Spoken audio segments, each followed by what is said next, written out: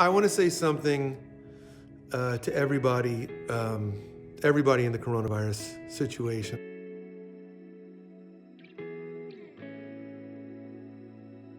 On December 16th, I was diagnosed with glioblastoma. It's not a thing you want. It's a very aggressive brain cancer. In the weeks after that, I was operated on and they took an egg-sized tumor out of my brain. It was psychologically, it's been very, very hard.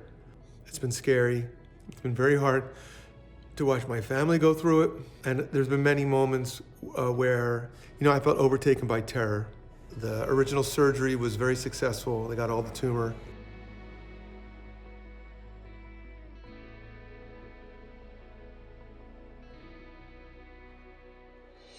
The world is upside down. Everybody's a little bit unnerved. Not to feel special, but I feel like I have a little extra icing on my anxiety cake.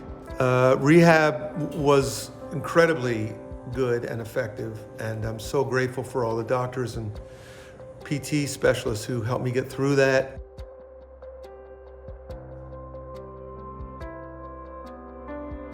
I was all ready to get back into PT, and then the coronavirus hit, and there's no PT. It's all shut down.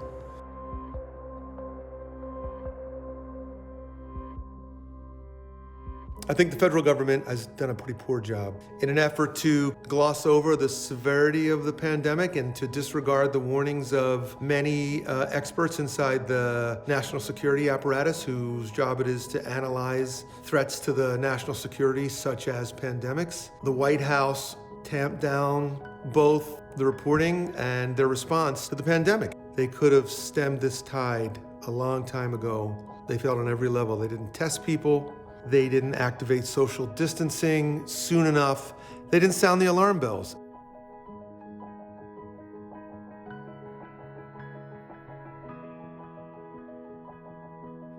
I've heard some politicians and some pundits of late say that let's sacrifice the vulnerable. I'm one of them. Most of them are older than me, but because of chemotherapy, I'm immunocompromised.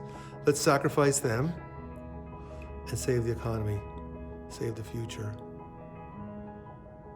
I would gladly lay down my life for my family. If I knew that laying down my life would ensure my family a good future, I'm not one bit afraid. But that's not what these folks are propositioning. What they're saying is, let's let the weak and vulnerable, the elderly, the immunocompromised, let's risk their lives so that the rest of the world can get back to normal and the economy can rebound. If that's what our country is and that's what we've become, it is a science fiction movie. It's a science fiction movie that I don't think any American wants to live in. Maybe very, very few.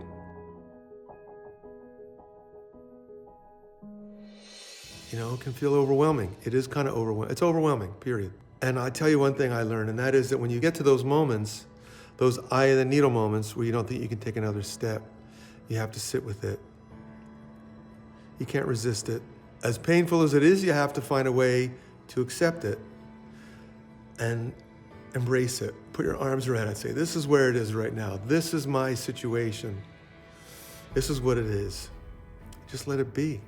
I can tell you what I learned from brain cancer. I got diagnosed on December 16th. I got operated on December 19th. I have a kind of brain cancer that is very aggressive. I woke up from surgery, totally freaked out, scared to death, confused, heartbroken. All I thought about? The only thought I could keep in my head was my friends and my family. The people who I love, the people who love me, that's all I could think about. The only thing that matters in life is our family. So let's not sacrifice the ones we love who are at risk. Let's get through this together. So everybody stay socially distanced. We got to figure out a faster way to say that. Stay optimistic, stay in touch with the people you love and the people who love you. Thank you, Yahoo News.